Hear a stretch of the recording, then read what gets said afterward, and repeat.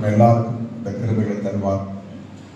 நிச்சயமாக ஊமை குறித்து சுவாமி சொல்வார். ஊமை பேசிட்டு இருக்கும் பொழுது சீடர்கள் கேட்பாங்க, நீர் ஏன் அவங்கள்ட்ட ஊமையோடு பேசுகிறீர், ஏன் விளக்கம் கொடுக்கல அப்படின்னு கேட்பாங்க.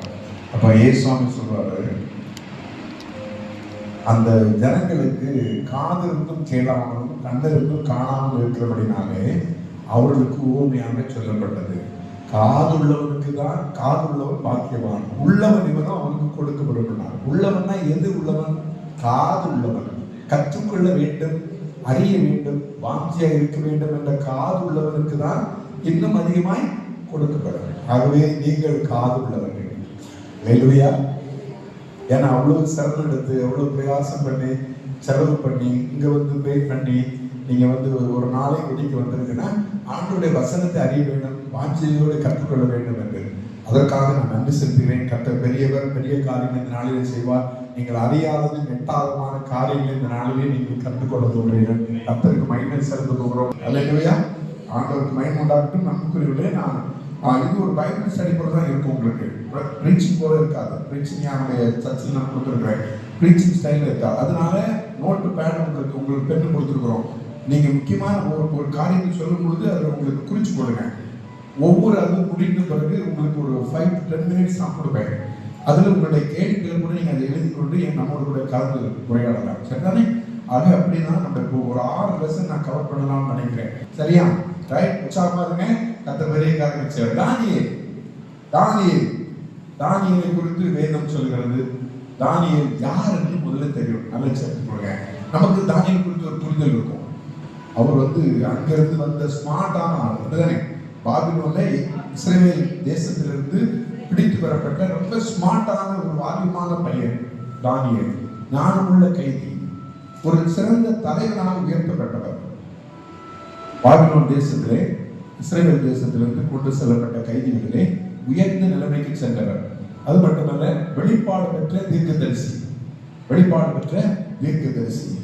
இவர் என்ன குறித்து பேசியிருக்கிறார்னா, ஆண்டவர் தீர்க்கதரிசிகள் மூலமா நிறைய காரியங்கள் வெளிப்படுத்திருக்கிறார்.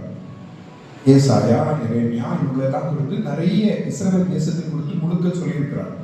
இவருக்கு ஆண்டவர் என்ன வெளிப்படுத்தினார்னா, நல்ல கவனிச்சு போடுங்க. பழைய ஏற்பாடு புத்தகங்களிலே இவர் வந்து ஒரு பெக்யூலியர் பர்சன், ரொம்ப சிறப்பு ஆனவர். ஏன்னு சொன்னா, வேற எந்த தீர்க்கதரிசிகிட்டையும், பழைய ஏற்பாட்டில் எந்த தீர்க்கதரிசிகிட்டையும் உலகத்தின் கடைசி நாட்களில் நடக்கிற சம்பவங்களை சொன்னதில்லை. இயேசு பற்றி சொல்லியிருக்கிறாங்க. ஏசாயானாலும் சரி, எரேமியானாலும் சரி, இயேசு பற்றி சொல்லியிருக்கிறாங்க. இயேசு பிரபு பற்றி சொல்லியிருக்கிறாங்க. அவருடைய மரணம், உயிர்த்தெழுதல், இஸ்ரவேல் ஜனங்களுக்கு என்ன நடக்க போது எல்லாம் சொல்லியிருக்காங்க. ஆனா தானியேலிட்ட ஆண்டவர் அவ்வளவு அரசாங்கத்தை குறித்து, அந்தி கிறிஸ்து யார் என்பதை குறித்து, இயேசுவோட வருகை குறித்து, எருசலேம் என்ன ஆக போறது, உலகத்தின் முடிவு, இந்த எல்லா ஃபைனல் டேஸ் உள்ள காரியங்கள்லாம் தானியேல் சொல்லியிருக்கு. ஆனா நம்ம தானியேலை குறித்து நமக்கு என்ன புரிதல் இருக்கு சொல்லுங்க? ரொம்ப பரிச்சயமானது. 3 வேளை ஜெபம் பண்ணுவாரு. சிங்க கவிவுள்ள மாட்டிக்கிட்டவர். இன்னொன்னு விசேஷ ஆவி. இன்னொன்னு தானியேல் குறித்து விசேஷமானது, அக்கினி சூளைக்குள்ள அந்த சாத்ராக், மேஷாக், இதுதான் தானியேல் புத்தகத்துல நமக்கு ஒரு புரிதல் நமக்கு இருக்கும். ஏன்னா அதை குறித்து நிறைய பிரசங்கம் கேட்டிருக்கோம். ஆனா இன்னைக்கு நம்ம என்ன பார்க்கறோம்னா, அந்த பக்கம்லாம் போகல. சரியா? நீங்க ஏற்கனவே கேட்டு நல்லா பிடிச்சு போயிருக்கோம். ஐயா அக்கினி சூளைக்கு போகல, அந்த வேற எதுக்குமே போகல. நம்ம நேரா இந்த டாபிக் தான் போகிறோம் இன்னைக்கு. அதனாலதான் இது ரொம்ப இன்ட்ரெஸ்டிங்கா இருக்குன்னு நான் சொல்ல வரேன். தானியேல் ஆனா நல்லா கவனிச்சு கொள்ளுங்க. இன்னைக்கு நம்ம நினைக்கிறோம், தானியேலை படிக்க இவ்வளவு சிரமம் எடுத்து வரணுமா, இவ்வளவு செலவு செய்யணுமா, அலைச்சல் விடுவா, ஒரு நாட்களுக்கு செலவு பண்ணுமா எல்லாம் யோசிக்கிறோம். இந்த பகுதியை நான் வாசித்த பிறகு உண்மையிலே நம்ம இவ்வளவு பெரிய வெளிப்பாடுகளை பெறுவதற்கு இந்த பகுதியை நீங்க பாத்தீங்கன்னா, 7-15 வசனம் சொல்லுது, கலக்கம் அடைந்தேன். அந்த ஒரு தரிசனத்தை பெற்ற உடனே என்ன கலங்கிட்டார். அடுத்த வசனம் சொல்லுகிறது 8:27 பாத்தீங்கன்னா, வியாதியே வந்துட்டுங்க. ஒரு தரிசனத்தை பெற்ற மாத்திரத்தில் அவருக்கு என்ன வந்துட்டு, நோயே வந்துட்டு, அப்படி அப்செட் ஆயிட்டார். அடுத்தது 10:8 பாத்தீங்கன்னா, அவர் உறவு மாறி போச்சு. காலையில் முடிச்சு பார்த்தா தானியேல் வேற ரூபத்தில் இருக்காரு. அப்படின்னா யோசித்து பாருங்க. அடுத்தது 10-16 வரையில மூட்டுகள் புரண்டுட்டு அப்படியே கால் கிடுன்னு ஆடி. புரியுதா நான் சொல்றது? இப்போ நம்ம ஒரு உண்மையை, சத்தியத்தை தேவன் இடத்திலிருந்து பெற்றுக்கொள்ளும் பொழுது சும்மா சாதாரண ஜோக்கா அவர் பெற்றுக்கொள்ளல. அதுக்கு என்ன பண்ணாரு? கிரையை செலுத்தினார். நம்ம அன்னைக்கு வந்திருக்கவங்களும் உள்ளது, நீங்க உங்க உண்மையான சத்தியத்தை அறியணும்னா நீங்க கொஞ்சம் கிரையை செலுத்தணும். நல்ல கவனிங்க. நம்ம நார்மலாக ஒரு பிரச்சனை என்னன்னா, ஈஸியா ஒரு சத்தியத்தை கேட்க விரும்புறோம், ஈஸியான பகுதியை நம்ம அறிய விரும்புறோம். கர்த்தர் நல்லவர், அவர் சுகமாக்குவார், உயர்த்துவார், என்னை மேம்படுத்துவார். ஆனா கடினமான காலங்கள், கடினமான நாட்கள், கடினமான சத்தியங்களை அறியணும்னா அதுக்கு ரொம்ப படிக்கணும், அதுக்கு நிறைய கேள்வி வரும், நிறைய சந்தேகம் வரும், அதை வெரிஃபை பண்ணணும், அது உண்மைதானா ஆராய்ச்சி பண்ணணும். இதெல்லாம் யாரையும் போட்டு விடுறது? இந்த மனுஷன் அவ்வளோ பாடுபட்டு தான் இந்த சத்தியத்தை நம்மகிட்ட ஆண்டவர் கொடுத்திருக்கிறார். ஆகவே நாமும் நீங்கள் உண்மையும் சிறந்ததையும் அறிய வேண்டும் என்றால் நீங்கள் கிரயம் செலுத்த வேண்டும், அதுக்கு தயாராக வேண்டும், ஆராய்ச்சி பண்ணணும். நான் இப்ப சொல்றதை அப்படியே ஏற்றுக்கொள்ள நான் உங்களுக்கு சொல்லவில்லை, நான் அப்படியே படத்திலிருந்து பொத்துன்னு வந்து நான் சொல்லவில்லை.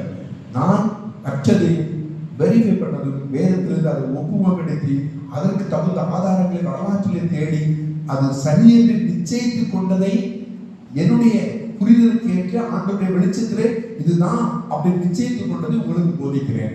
இதை நீங்க இன்னும் மேம்படுத்தலாம். இது சரிதான், என்ன பண்ணலாம்? செக் பண்ணலாம், வேதத்தில் செக் பண்ணலாம், வரலாற்று செக் பண்ணலாம். அதுதான் வரலாற்று குறிப்புகளோடு கொடுப்பேன். இது வரலாற்று பார்வையில் உள்ள புத்தகம், கவனிச்சு கொடுங்க. ஆண்டவர் இது மேஜிக்கா எதுவும் சொல்ல போறது இல்லை. ஏன்னா வசனம் பாருங்க, ஒரு வசனத்தை வாசிப்போம், அதன் பிறகு நம்ம கிட்ட போறோம். 2ஆம் அதிகாரம் 28ஆம் வசனம். மறைபொருட்களை வெளிப்படுத்துகிற பரலோகத்தில் இருக்கிற 2:28. தேவன் கடைசி நாட்களில் சம்பவிப்பதுன்னா என்னது? நடக்க போறதுதான். இது கடைசி எண்ட் டேஸ், லாஸ்ட் டேஸ்ல நடக்க போறதுதான் உங்ககிட்ட சொல்லி இருக்கிறாருன்னு சொல்றாரு. அப்ப நம்ம கற்றுக்கொள்ள சத்தியம் என்னன்னா, ஏதோ சீக்ரெட் எல்லாம் கிடையாது. சீக்ரெட்னா அது பரம ரகசியம் அப்படின்னு இல்லை. ஆண்டவர் இந்த பூமியில என்ன நடக்க போகுது அது முன்னாடி சைன் லாங்குவேஜ் சொல்லியிருக்காரு. என்ன லாங்குவேஜ்? Sign language. ஒரு கோடு பார்க்கல, கோடு, சீக்ரெட் கோடு மாதிரி. அது சொல்லும் பொழுதும் கேட்கிறவங்களுக்கு மட்டும் புரியும். அது இப்படின்னா ஒரு சைன், இப்படின்னா வேற சைன், அப்படி ஒரு சைன் லாங்குவேஜ்ல சொல்லியிருக்காரு. ரைட்டா? அப்போ இதெல்லாம் வரலாற்று சம்பவங்கள். அப்படின்னா வரலாற்று சம்பவங்கள் தானே எங்க தேடி அது கரெக்டா இருக்குன்னு எங்க செக் பண்ணணும்? வரலாற்றுல தான் செக் பண்ணணும். புரியுதா? வரலாற்று சம்பவங்களை சொல்றாங்க. ஒரு 20 வருஷத்துக்கு முந்தைய ஆண்டவர் மோடி ஆட்சி வரப்போகுதுன்னு ஒரு வரலாற்று சம்பவத்தை சொல்றாருன்னா அது உண்மையிலே நடந்தாலும் என்ன எங்க பார்க்கணும்? இந்திய வரலாற்று நம்ம படிச்சு பார்க்கணும். ரைட்டா? அப்பதானே இது கரெக்டா வெரிஃபை பண்ண முடியும். இது உலக வரலாறு, ஐரோப்பிய வரலாறு, இஸ்ரேல் தேசத்தினுடைய வரலாறு. ஆகவே நாம் இதை புரிந்து கொள்ளணும்னா வரலாறு, உலக வரலாறு செக் பண்ணி பார்க்கணும். இது சொன்னது சரிதானா? ஐரோப்பிய வரலாற்றை செக் பண்ணி பார்க்கணும், இஸ்ரேல் வரலாற்றை செக் பண்ணி பார்க்கணும். இது சரியா, இந்த வசனம் சொன்னதுக்கு அது நடந்திருக்கா அப்படின்னு செக் பண்ணி பார்த்தா நமக்கு பொருள் தெரிஞ்சுக்குவோம். மற்றபடி வேற புதுசா வேற எங்கிருந்து வர வேண்டிய அவசியம் இல்லை. புரியுதா நான் சொன்னது? இதெல்லாம் பயங்கரமான ரகசியம், இது யாருக்கும் தெரியாது. இது பல பரிசுத்தவான்களுக்கு தான் தெரியும், அதுக்கு பயங்கரமான உபவாசம் இருக்கணும், அப்படி எல்லாம் ஒண்ணு கிடையாது. நீங்க வேதத்தை கருத்தோடு ஜெபத்தோடு வாசித்து இது உண்மைதானா என்பதை வரலாற்றை ஒப்புமைப்படுத்தி பார்த்து அதை வெரிஃபை பண்ணிட்டா அதுதான் நான் பேசிட்டு எனக்கு வேற எங்கேயும் வெளிச்சத்துக்கு பொத்துணூல் இல்லை. ஓகே, புரியுதா? ரைட்டா? நான் சொல்ற காரியங்கள் இவை இப்பொழுது தியாகம் செலுத்தினார். Second part. இப்ப நம்ம முதல் பாடத்துக்கு போறோம். சரியா?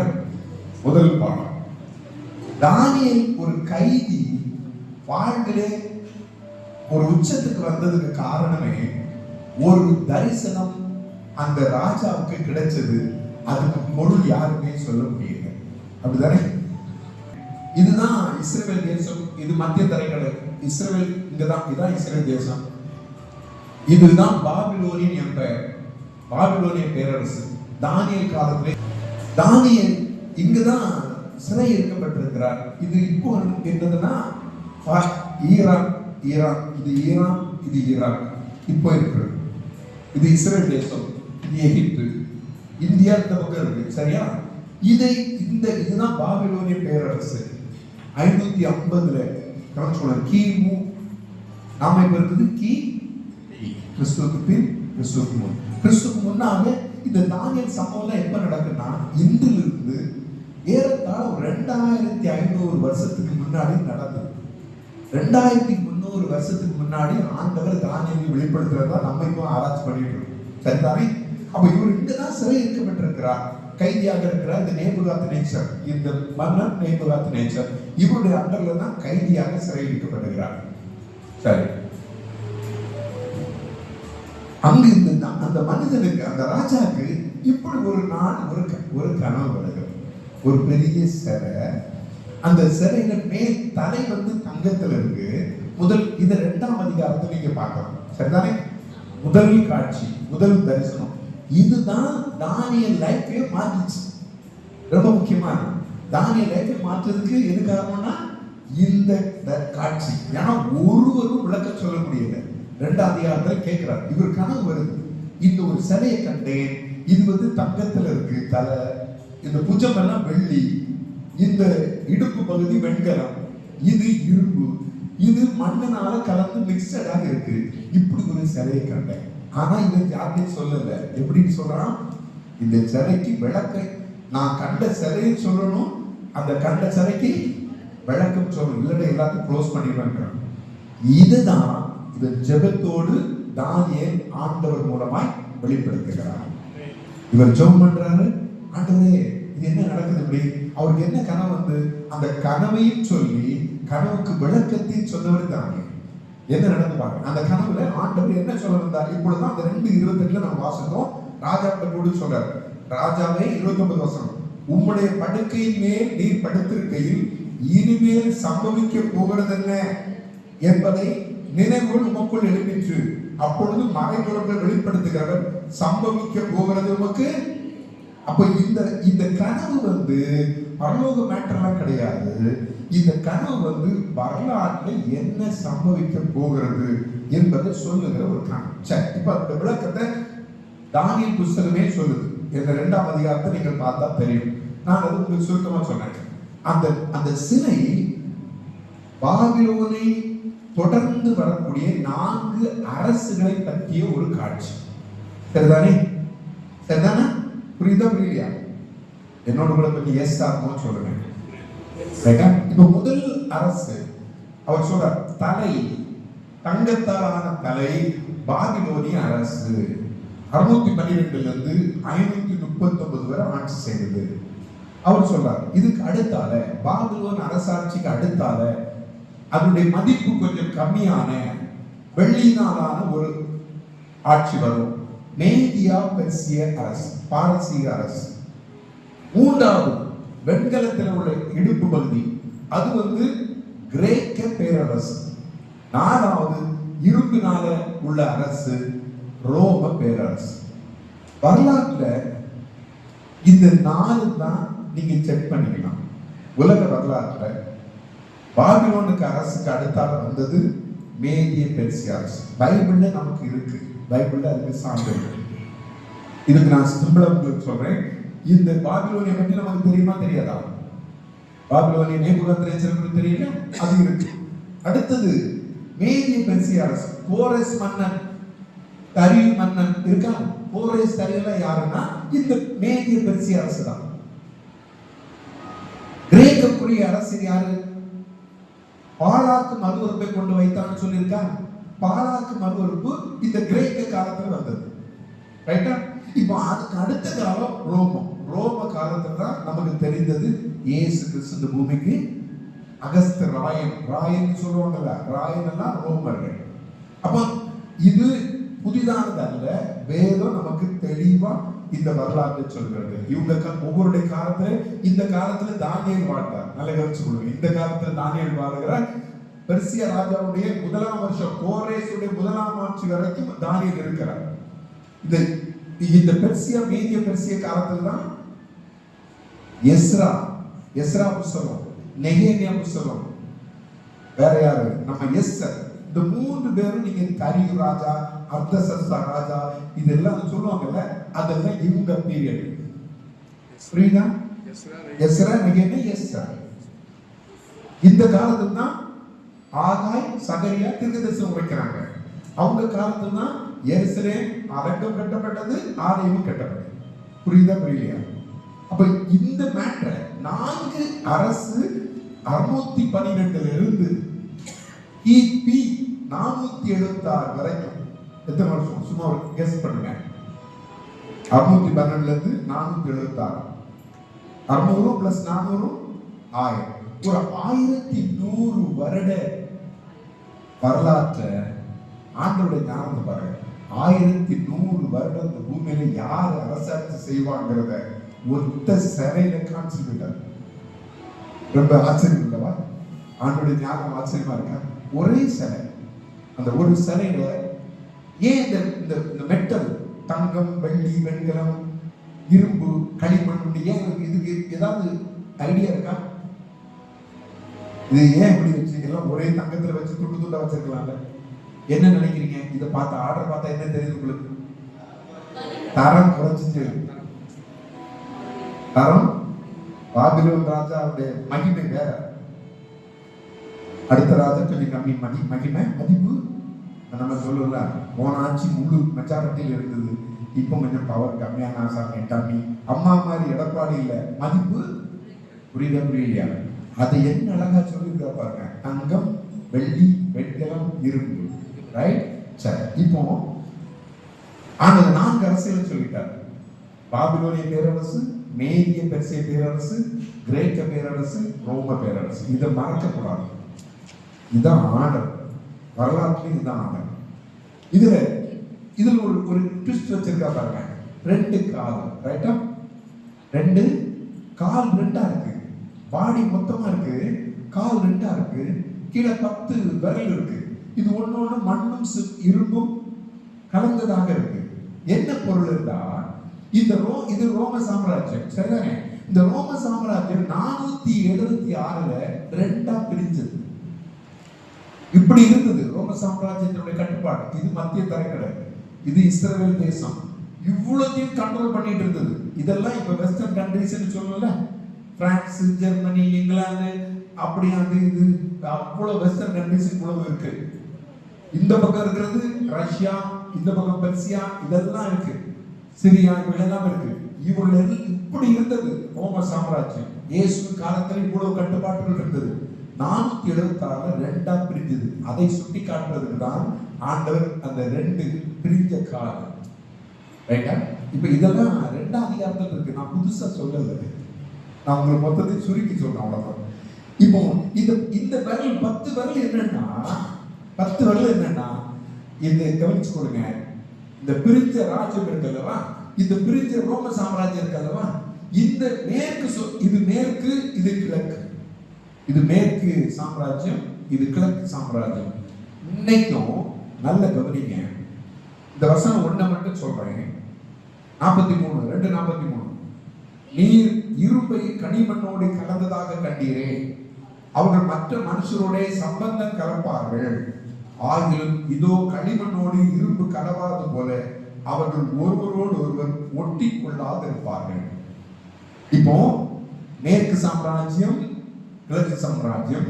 கிழக்கு சாம்ராஜ்யம் இந்த பக்கம் தான் துருக்கி, ரஷ்யா, இவர்கள் எல்லாம் கிழக்கு சாம்ராஜ்யத்திலிருந்து தோன்றியவை.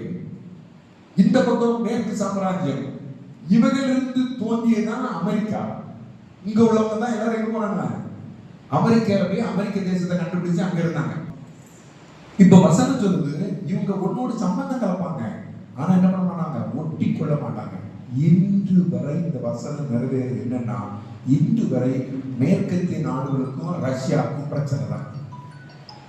ரஷ்யாவும் இவங்களும் ஒட்டி கொள்ளவே இல்லை, ஆனா சம்பந்தம் கலப்பாங்க. இங்க இருந்து பொண்ணு எடுப்பான், அங்க போவான், வருவான், எல்லாம் ஓகே தான்.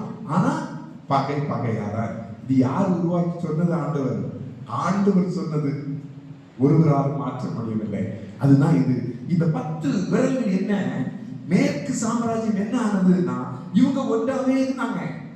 ஆனா 476ல பிரிந்த மேற்கு சாம்ராஜ்யம் 10 தேசமாக மாறியது.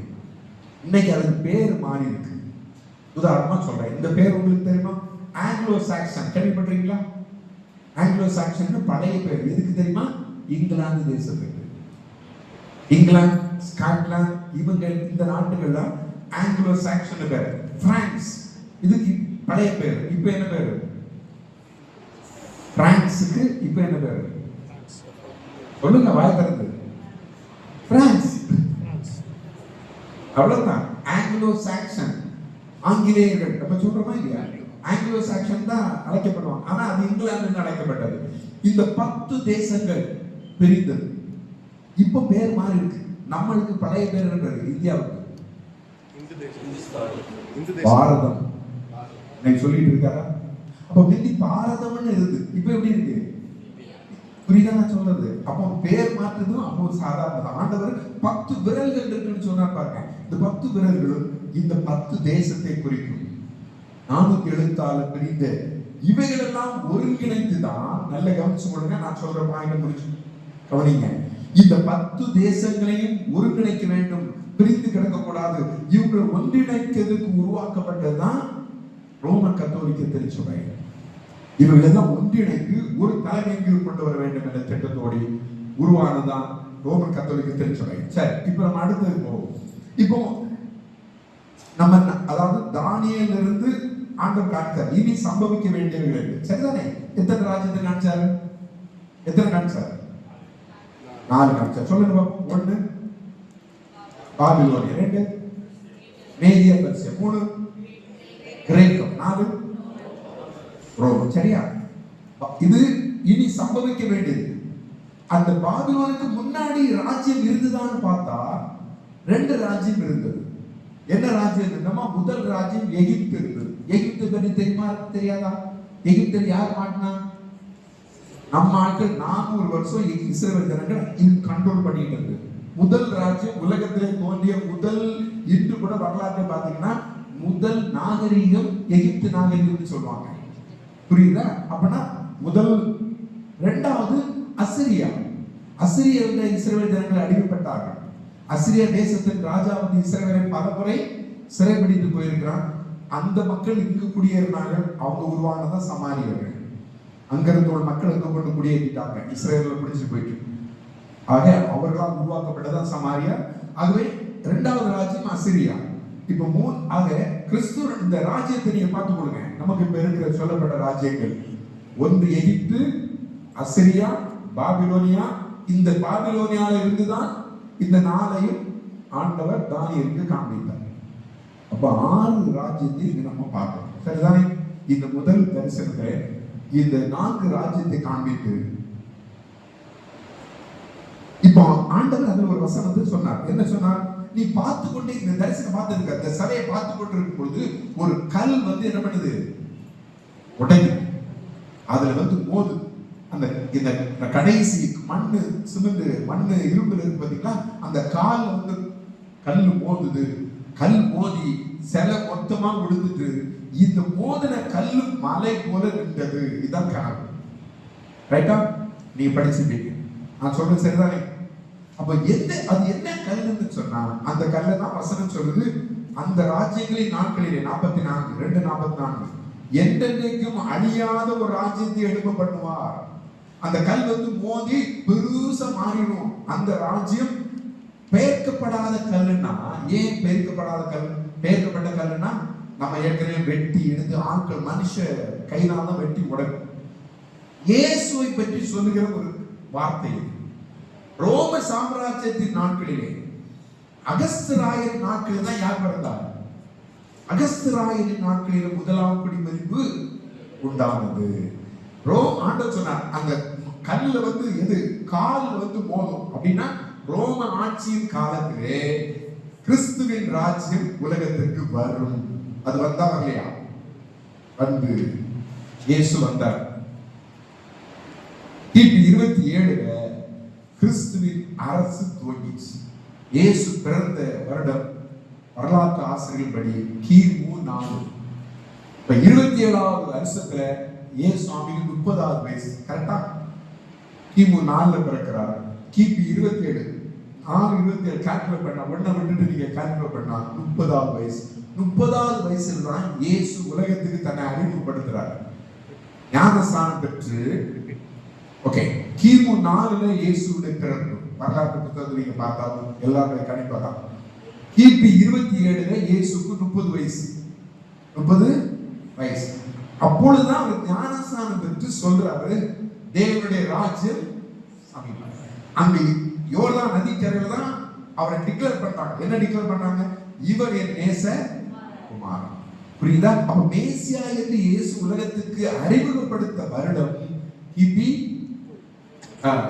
27, அவங்க 30வது வயது. அப்ப அந்த வருடத்துல தான் இந்த முதல் தீர்க்க தரிசனத்தின்படி அந்த கல் வந்து மோதி அங்கிலிருந்து சுவிசேஷம் பரவ ஆரம்பிக்கிறது. ஆண்டவரை ஏற்றுக்கொள்கிறார்கள். இயேசுவின் ராஜ்யம் ஸ்தாபிக்கப்பட்டது.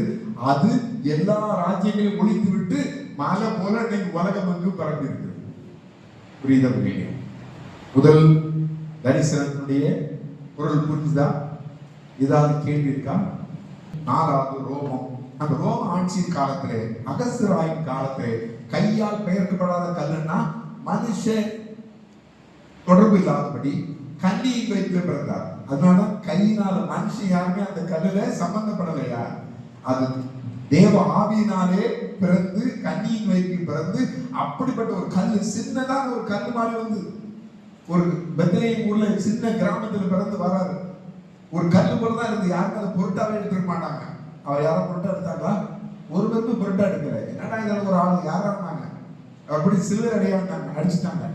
ஆனா அந்த கல்லு மலை மாதிரி இன்னைக்கு இருக்குது. உலகம் எங்கும் அவருடைய ராஜ்யம் பரப்பி நின்றுட்டு இருக்கு. அதான் ஆண்டவர் முதல் தரிசனத்துல சொன்னாங்க. புரியுதா? இந்த தரிசனம் யாருக்கு வெளிப்படுத்தப்பட்டது? தானியேல். மறந்துக்கூடாது. இந்த தரிசனம் யார் வெளிப்படுத்தப்பட்டது? சொல்லப்பட்டது யாரு? காட்டப்பட்டது நேபுகாத்நேச்சருக்கு காட்டப்பட்டது.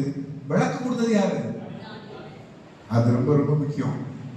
இந்த காட்சி 4 அரசு இனி நடக்க போறதை காட்சிட்டு அந்த காலத்துல கிறிஸ்துவின் ஆட்சி வரும் அப்படின்னு வந்து சரியா முதல் தரிசனம் முடியுது. யாருக்கா கேள்வி இருக்கா? நெக்ஸ்ட் பா. தலைப்பகுதி வந்து தங்கம் அப்படி சொன்னீங்க, உடல் பகுதி வந்து வெள்ளி, அடுத்தபடி அந்த இரும்பு சொன்னீங்க. இது 4 சொல்லிட்டீங்க. கடைசியில மண் சொன்னீங்க. அது எந்த அரசுன்னு சொல்றீங்க? அதான் இரும்பு. 4வது இரும்பு அரசு. அந்த அந்த 2வது அது இரும்பு அரசு ரோமர் அரசு, ரோம சாம்ராஜ்யம். கவனிங்க, ரோம சாம்ராஜ்யம் அது 2ஆ பிரியும். 476 பிரிச்சு மீறி 10 மாறுது. மேற்கு சாம்ராஜ்யம் 10 தேசமாய் மாறுது. களிமண்ணு மண்ணுன்னா என்னன்னா, அதுதான் நான் சொன்னேன், அவங்க ஒன்னாடுதான் இருப்பாங்க. இன்னைக்கு ரஷ்யாக்காரன் அமெரிக்கா போவான், அமெரிக்காரன் ரஷ்யா போவான். ஆனா பகை ஒன்று சேர மாட்டாங்க. எப்படி களிமண்ணும் இரும்பும் ஒன்று சேராதோ, நீங்க துவக்கத்துல இருந்து வரலாறு நீங்க புரட்டி பார்த்தா 2ஆம் உலக போர்ல இருந்து இன்று வரைக்கும் அமெரிக்காவும் ரஷ்யாவும் எதிரி தான். இன்னைக்கு உக்ரைனும் ரஷ்யாவும் போராடுது. உக்ரைன் பக்கம் முழுக்க வெஸ்டர்ன் கண்ட்ரிஸ் இந்த 10 பேர் நின்றுட்டு இருக்காங்க. 10 பேர் நாங்க நம்புவோம். 10ல இருந்து பிரிச்சு போனவன் தான் அமெரிக்கா. அவனும் உக்ரைனுக்கு சப்போர்ட்டா தான் இருக்கான். ரஷ்யாவை முழுக்க ஏத்துட்டு இருக்கான். புரியுதா? கலக்கல, அவங்களால கலக்க முடியல. ஏன்னா ஆண்டவர் சொல்லியிருக்க கலக்க மாட்டாங்களா? கலக்கவே மாட்டாங்க. உங்களுக்கு என்ன சந்தேகம்?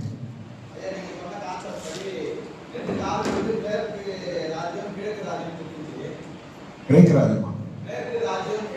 ஆமா, ரோம சாம்ராஜ்யம்.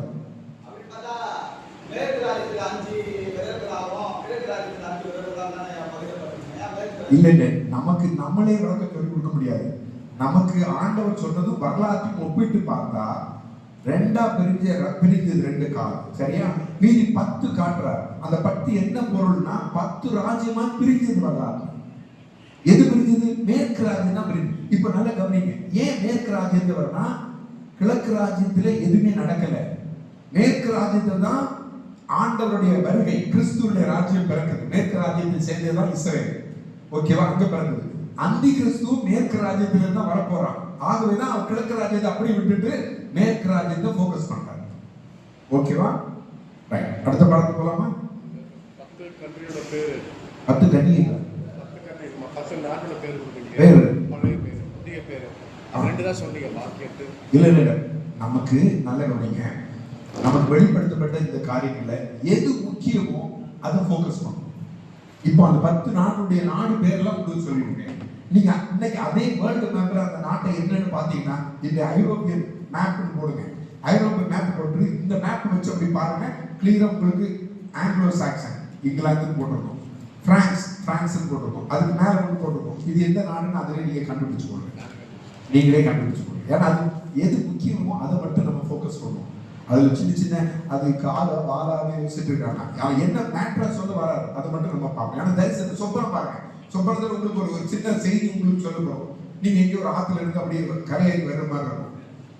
ஆத்து கரையில செடி இருந்தா அது முள் செடியா, அது பூ பூத்து இருந்தா நோ மேட்டர், நீங்க ஆத்துல இருந்து வெளியே வரதான் ஒரு செய்தி. புரியுதா? அதுல மேஜரை மட்டும் ஃபோக்கஸ் பண்ணுங்க. இதை நீங்க பார்த்து கொள்ளுங்க. உங்களுக்கு நான் என்ன ஹெல்ப் பண்றேன், அது தனி ஃபீஸ் கட்டணும். ஓகேவா? நெக்ஸ்ட். சரி, இப்போ நம்ம தானியேல் புத்தகம் 7ஆம் அதிகாரத்துக்கு, இது தானியேலுக்கு வெளிப்படுத்தப்பட்ட சொப்பனம். சரியா? இது தானியேலுக்கு வெளிப்படுத்தப்பட்ட 7ஆம் அதிகாரத்துல நீங்க பாத்தீங்கன்னா பாபிலோன் ராஜாவாகிய பெல்சாத்சாரில நான் தரிசனங்களை கண்டேன். இப்ப நல்ல கவனிங்க, என்ன கவனிங்க, இந்த தானியேல் புத்தகத்தை எப்படி புரிஞ்சுக்கணும்னு சொல்றேன். 2ஆம் அதிகாரமும் 7ஆம் அதிகாரமும் ஒன்று. 2ஆம் அதிகாரத்துல பாபிலோனுக்கு பின்னாடி வரக்கூடிய 4 ராஜ்யங்களை ஆண்டவர் சிலை வடிவத்திலே பாபிலோன் ராஜாவுக்கு காண்பித்தார். 7ஆம் அதிகாரத்திலே பாபிலோனுக்கு பின்னாடி வரக்கூடிய 4 ராஜ்யங்களையும் தானியேலுக்கு ஆண்டவர் மிருகம் என்ற வடிவத்திலே காண்பித்தார். இது ரெண்டுக்கும் இதுதான் வித்தியாசம். இதுதான் 2ஆம் அதிகாரத்தை நீங்கள் வாசித்துட்டு நேரா 3, 4, 5 ஸ்கிப் பண்ணி 6 ஸ்கிப் பண்ணிட்டு எங்க போகணும்? 7ஐயும் 2ஐயும் சேர்த்து வாசிக்கணும். 8ம் 11ஐயும் சேர்த்து வாசிக்கணும். 8ம் 11ம். ஏன்னா 8ஆம் அதிகாரத்துல ஆண்டவர் பாழாக்கு மறுவறுப்பை குறித்து பேசியிருப்பார். 11ஆம் அதிகாரத்திலும் பாழாக்கு மறுவறுப்பை குறித்து விரிவாக பேசியிருப்பார். ரெண்டும் ஒன்றுதான், அது வேறு இது வேறு அல்ல. புரியுதா? சரி, இந்த அதிகாரத்துல ஆண்டவர் என்ன பண்ணான்னா தானியேலுக்கு இதே மாதிரி சொப்பனம் காட்டுறாரு. ஒரு சொப்பனம் அவருக்கு சிலையை காமிச்சாரு. இவருக்கு என்ன பண்றாருன்னா 4 அவர் சொல்ற பாருங்க, 7:2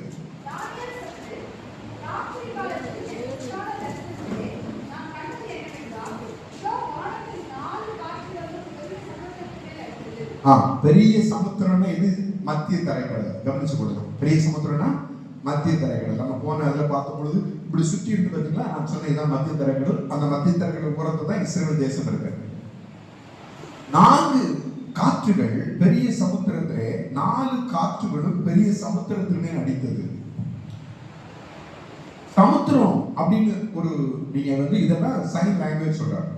காற்றுகள் என்று வேதத்திலேயே பாத்தீங்கன்னா யுத்தங்கள், மக்களுடைய போராட்டங்கள். இன்னைக்கு ஸ்விங் பீப்புள் மைண்ட் இங்க ஸ்விங் ஆயிடுச்சு அங்க ஸ்விங் ஆயிடுச்சு சொல்றோம்ல. ஓட்டுகள் இந்த பக்கம் திரும்பிட்டாங்க இந்த பக்கம் திரும்பிட்டாங்க அப்படின்னு என்ன அர்த்தம்? மக்கள் வேற ஆட்சியை தேர்ந்தெடுக்க அப்படின்னா காற்று மாதிரி அப்படி திரும்புறாங்கன்னா இங்க திரும்ப. அண்டை நாட்கள்ல யுத்தங்கள். ஒரு பேரரசு என்பது, பெரிய சமுத்திரம் என்பது வெளிப்படுத்தினது 17-15 பாத்தீங்கன்னா மக்கள் கூட்டம் இருக்கும். சமுத்திரம் என்னது? 17-15 வாசகம். வெளிப்படுத்துறது 17-15. ஒரு வசனத்துக்கு 800 வசனம் தான் விளக்கம். வேதத்தினுடைய விதி 17-15.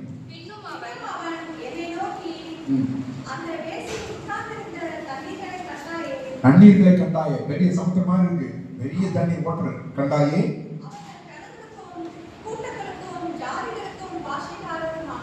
களுக்கும் இல்ல ஜனங்களும் கூட்டங்களும் ஜாதிகளும். அப்போ மக்கள் கூட்டம், மக்கள் கூட்டம் தான் என்னது? சமுத்திரம். அங்க இருந்து 4 மிருகங்கள் வருதுங்கிறார். மிருகம் என்னது? அரசு. மிருகம் என்றால் அரசு. ஆண்டவரே அதுக்கு விளக்கம் கொடுப்பார். நீங்க பாருங்க தானியேலுடைய புத்தகத்திலே மிருகம் என்றால் 7-17 வாசிங்க. அந்த அதிகாரத்திலே அதுக்கு விளக்கமே இருக்கு.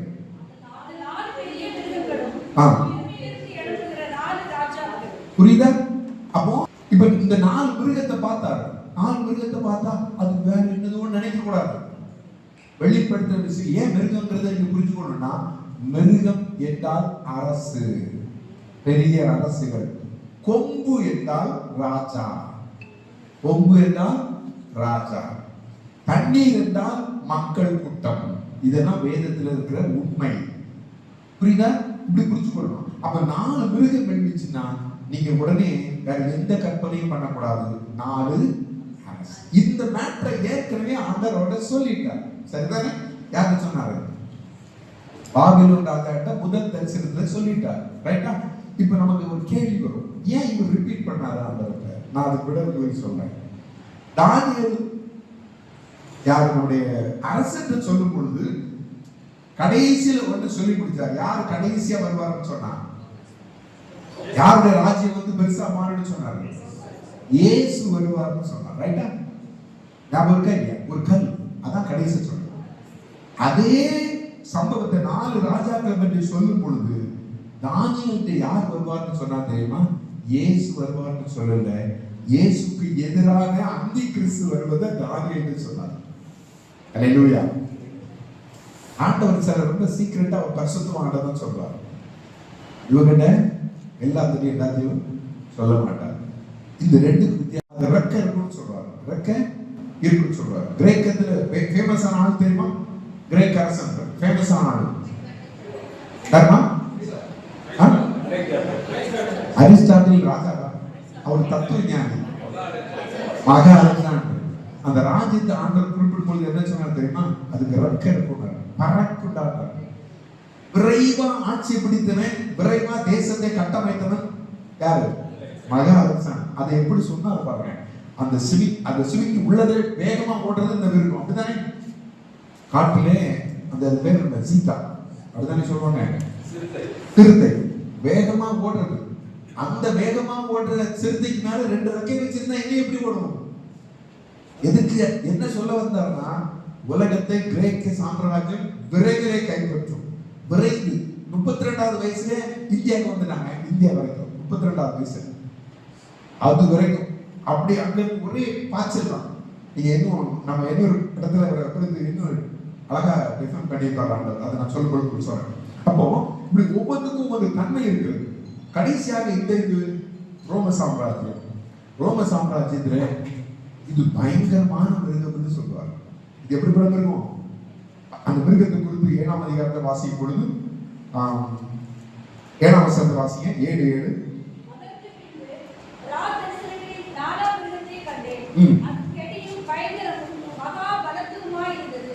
அதற்கு பெரிய இடுப்பு பற்கள் இருந்தது. அது நொறுக்கி பட்சித்தது. மீதியானதை தன் கால்களால் பிடித்து போட்டது. அது தனக்கு முன்னிருந்த எல்லா மிருகங்களையும் பார்க்கிலும் வேற்றுருவமாய் இருந்தது. அதற்கு 10 கொம்புகள். வந்துட்டா இந்த மிருகத்துக்கு 10 கொம்பு வந்துட்டா. அந்த 4ஆம் ராஜ்யத்தை நம்ம பார்த்தோமே, அந்த 4ஆம் ராஜ்யத்தில் ரோம சாம்ராஜ்யம் இரும்புனால செய்யப்பட்டது. அது 10 விரல் இருந்தா இல்லையா? இருந்தா இல்லையா?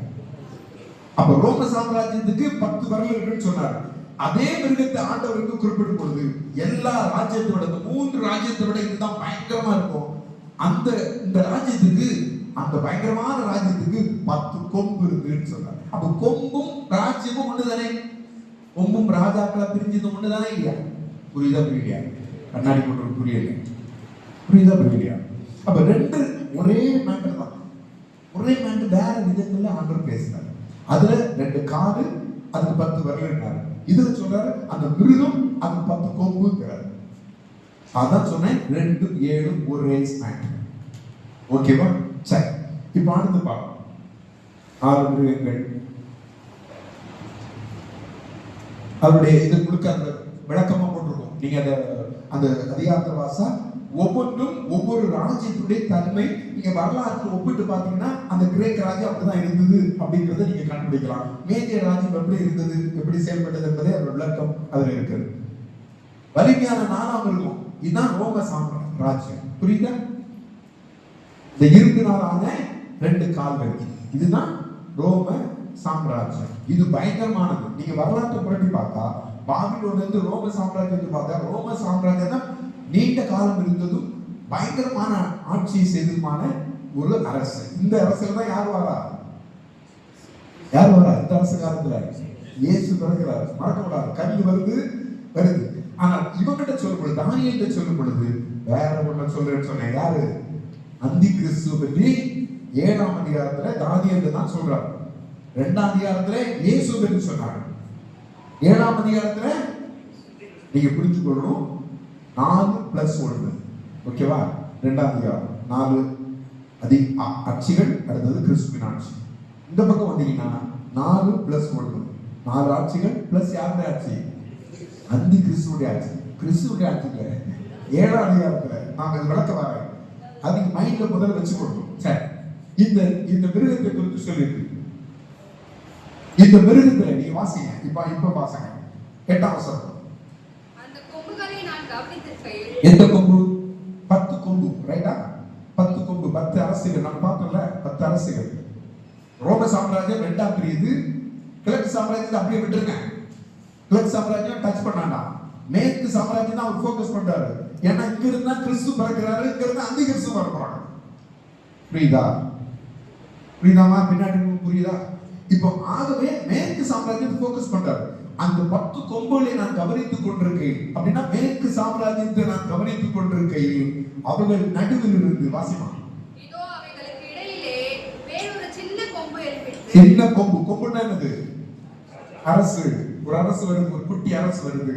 சின்ன கொம்பு, அதுக்கு நடுவுல ரோம சாம்ராஜ்யத்தின் நடுவுல, மேற்கு சாம்ராஜ்யத்தின் நடுவுல இருந்து ஒரு அரசு வருகிறது. வாசிங்க. அதற்கு முன்பாக முந்தின கொம்புகளில் 3 பிடுங்கப்பட்டது. அப்படின்னா அதுல இருந்த 10ல 3 க்ளோஸ் பண்ணிட்டாங்க. 10ல 3 போயாச்சு. ரைட். இதோ அந்த கொம்பிலே மனுஷ கண்களுக்கு ஒப்பான கண்களும் பெருமையானவைகளை பேசும் வாயும் இருந்தது. இது டிஃபரண்டான கொம்பா இல்லையா? பாருங்க, இந்த மீதி எல்லாம் அமைதியா கொம்பு மாதிரி இருக்கு. இந்த கொம்பு இதுதான். இந்த கொம்பு ரொம்ப முக்கியம். சின்ன கொம்பு. இதுதான் அந்தி கிறிஸ்துடைய துவக்கம். இதுதான் அந்தி கிறிஸ்துடைய துவக்கம். கிறிஸ்துவுக்கு எதிரான துவக்கம். இதை ஆண்டவர் அறிமுகப்படுத்துற தானியேலுக்கு. அவர் அப்படி இருக்கும். இந்த அரசு என்ன அரசுனா, அந்த மேற்கு சாம்ராஜ்யத்துல தோன்றிய அரசுகள்ல இதுதான் ரோமன் கத்தோலிக்கம் என்று சொல்லக்கூடிய பேப்பல் ரூல். போப்புடைய ஆட்சி ஆரம்பித்தது. மேற்கு 10 சதறி இருந்தாங்கல்ல, 10 குட்டி ராஜாக்களா இருந்தாங்கல்ல, இவங்களெல்லாம் ஒன்றிணைச்சு அவர்களுக்கு நடுவே தான் ரோம் இருந்தது. ரோம் நகரம். அந்த நடுவில் இருந்த ரோம்ல இருந்து நம்முடைய திருச்சபை, நம்முடைய கிறிஸ்தவ திருச்சபை, பரவி இருந்த திருச்சபை, அங்கு ரோமில் இருந்து போப்புடைய ஆட்சியின் கீழாக சபை வந்தது.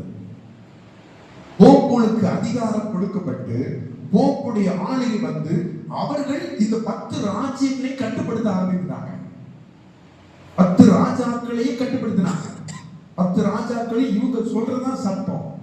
அப்ப இவங்க வந்து நல்ல கவனிங்க, இவங்க சமய தலைவராக இருந்தாங்க, அரசியல் தலைவராக இருந்தாங்க. அதனால்தான் ஆண்டவர் சொன்னார், அந்த கொம்பு வேறா இருந்தது, அது வாய் இருந்தது, கண் இருந்தது, பேசிச்சு. அது அப்படின்னா இவங்க சமய தலைவராக மக்களுக்கு உபதேசம் செய்தாங்க, அரசியல் தலைவர்களாகவும் ஆட்சி அதிகாரத்தை அந்த 10 ராஜ்யங்கள் மேல ஆளுகை செலுத்தினாங்க. இது வரலாறு. இது வரலாறு. போப்புடைய ஆட்சி இருந்தது என்பது வரலாறு. சரி, போப்பு எவ்வளவு கண்ட்ரோல் பண்ணியிருக்காங்க பாருங்க அவங்களுடைய காலத்துல. இது 1477 பார்த்து போடுங்க. இது இந்த பகுதி, இது இவர்கள் எல்லாமே இந்த போப்புடைய ஆட்சி கீழே தான் இருக்கு. கட்சி பரவி இருக்கு. ஆனா இவங்க இந்த தேசமே இவங்க தான் ராஜா. புரியலையா? தேசத்துக்கே அவங்க தான் ராஜா. இன்னைக்கும் போப்புக்கு தனி நாடு இருக்கு. வாட்டிகன் சிட்டி, வாட்டிகன் நகரம் என்பது ஒரு குட்டி நகரம். சென்னை போல வச்சு கொடுக்கலாம். அந்த நகரத்துக்கு அவங்கதான் ராஜா. ஐநா சபையில அவருக்கு மெம்பர். ஐநா சபையில போப்பு ஒரு மெம்பர். யோசிச்சு பாருங்க, இவ்வளத்தையும் ஆட்சி செய்தாங்க. இப்ப அதை நான் விவரமா சொல்றேன், நல்ல கவனிங்க. பூமியில் இப்போ நம்ம இதை நம்ம அதை ஒரு முடிப்போம். இந்த சின்ன கொம்பை குறித்து நான் பின்னாடி நான் பேசுறேன். ஓகேவா? சின்ன கொம்பை மைண்ட்ல வச்சுக்கொள்ளுங்க. சின்ன கொம்புன்னா அந்த ராஜ்யத்துல எழுப்பிய 10 ராஜ்யத்துல எழுப்பிய என்னது 10 ராஜாக்கள் நடுவிலிருந்து எழுப்பிய வேறு ராஜா. இது ராஜா, அது 10 போல ஒண்ணு அல்ல, இது வேறையா இருந்தது. இதுக்கு கண்ணு இருந்தது, பேசிச்சு. ஓகேவா? இதுல அது அதனுடைய முழு டீடைலும் கடைசி அதிகாரத்துல உங்களுக்கு நான் பேசுறேன், கடைசி பாடத்தை உங்களுக்கு பேசுறேன். இதை நீங்க ஒரு இன்ட்ரோடக்ஷன் மாதிரி நீங்க வைத்துக் கொள்ளுங்க. அப்ப பூமியில தோன்றிய, இப்ப நீங்க வாங்க மொத்தமா ஒரு கன்க்ளூஷனுக்கு வருவோம். பூமியில தோன்றிய 7 ராஜ்யங்கள் இதெல்லாம் நான் முதல் ராஜ்யம் என்ன சொன்னேன், அடுத்தது இதுல இருந்துதான் தரிசனம் உண்டாச்சு. மறந்து கூடாது, சரிதானே? பாபிலோனியாவுக்கு தான் தானியேலுக்கும் நேபுகாத்நேச்சருக்கும் தரிசனம் உண்டானது. சரி, பாபிலோனியா, மேதிய பெர்சியா, கிரேக்கம், ரோம ராஜ்யம், ரோமன் கத்தோலிக்கம். இந்த கத்தோலிக்கத்துக்குள்ளதான் கிறிஸ்துவை அறிந்த கிறிஸ்துவ ராஜ்யமும் பரவி இருந்தது. அந்த கிறிஸ்துவ ராஜ்யத்தை இவங்க கட்டுப்பாட்டுக்குள் கொண்டு வர முயற்சித்து ரோம ஆட்சியை நிறுவி, ஒரு போப் ஆட்சியை நிறுவி அரசுகளையும் மக்களையும் தங்கள் கட்டுப்பாட்டுக்குள் வைத்திருந்ததுதான் ரோமன் கத்தோலிக்கம். இப்ப 7 ராஜ்யம் வந்துதா இல்லையா? வந்தாச்சா இல்லையா? வெளிப்படுத்த விசேஷம் ஆண்டவர் ஒரு மிருகத்தை காட்டுவார், வலு சர்ப்பத்தை காட்டுவார். காட்படி சொல்வாரு, வலு சர்ப்பம் 7 தலைகளையும் 10 கொம்புகள், 7 தலைகளை உடையது. பிசாசுடைய இவை அனைத்தும் பிசாசுடைய சத்துருடைய ஆளுகைக்கும் அவனுடைய வல்லமையும் அவனுடைய கட்டுப்பாட்டுக்குள் இருந்தவைகள். உங்களுக்கு உதாரணம் சொல்லணும்னா நீங்க மேல இருந்து அப்படி நான் சொல்லிடுவேன். டக்கு டக்கு எகிப்து இஸ்ரவேல் கடவுளுடைய ஜனங்களை அடிமைப்படுத்துறாங்களா இல்லையா? அடிமைப்படுத்துறாங்களா? அசிரியா அடிமைப்படுத்துறாங்களா இல்லையா? அடிமைப்படுத்துறாங்க. பாபிலோனியா 70 வருஷம், இங்க 430 வருஷம். மேதிய பெர்சியா அடிமைப்படுத்துறாங்க, அங்கதான் இருந்தாங்க எல்லாருமே சிறையத்துல. இவங்க கண்ட்ரோல் இருந்துட்டு இவங்க கண்ட்ரோல் வராங்க. கிரேக்கம் பாலான அருவருப்பை இஸ்ரவேல் தேசத்தை அழித்தது கிரேக்கம். இஸ்ரவேல் தேசத்துடைய பலிபீடத்துக்குள்ளாக கொண்டு அருவருப்பை வைத்தது, பலியை நீக்கி அருவருப்பை வைத்தது கிரேக்கம். ரோம் கத்தோலிக்கம் இன்னைக்கு வரை விக்கிர வழிபாடினால் நிறைஞ்சி எல்லா சூரியமும் எல்லா மாய்மாலமும் சூப்பரான எல்லா தந்திரங்களும் மக்களை ஏமாத்தி விக்கிரகத்தினால் நிறைஞ்சிருக்கிற ஒரு ஆளுக்குள் வைத்திருக்கிறது ரோமன் கத்தோலிக்கம். ரோமன் கத்தோலிக்கம் ஆண்டவருக்கு விரோதமான ஒரு செயலும் ஆளுகைக்குள்ளாக இருக்கிறது. முழுக்க விக்கிரக வழிபாடு, கிறிஸ்துவை குறித்து ஏராளமான இருக்கிறது. அவங்க அம்மாவை சாமியாக்கி தெய்வமாக்கி அவர்களை வழிபடுகிற இருக்கிறது. தேவதூதர்களை வழிபடுகிற இருக்கிறது. பரிசுத்தவான்கள் புனிதர் என்று பட்டம் கொடுத்து அவங்களுக்கு எல்லாம் சிலையை வச்சு அவங்களை வழிபடுற விக்கிரகம் அனைத்தையும் செய்து கடவுளுக்கு எதிராக இன்று வரை ரோமன் கத்தோலிக்கம் செயல்பட்டு கொண்டிருக்கிறது. ரைட்டா? உங்களுக்கு ஏதாவது இந்த 2வது தரிசனத்தில் உங்களுக்கு ஏதாவது கேள்வி இருக்கா? 2வது தரிசனம் புரிஞ்சுதான்? அது 2 சேம் தான், 2 7 சேம் ராஜ்யங்கள், இதே ராஜ்யங்கள். இதுல டிஃபரெண்ட் ஒண்ணு என்ன மாறுதல்னா, அங்கு இயேசுடைய ஆட்சியை பற்றி ஆண்டவர் சொல்வார், இங்கு அந்தி கிறிஸ்துவின் ஆட்சியின் துவக்கத்தை பொறுத்து சொல்வார். சரிதானே? சரி, 3வது போலாமா? ரைட், 3வது வருஷம்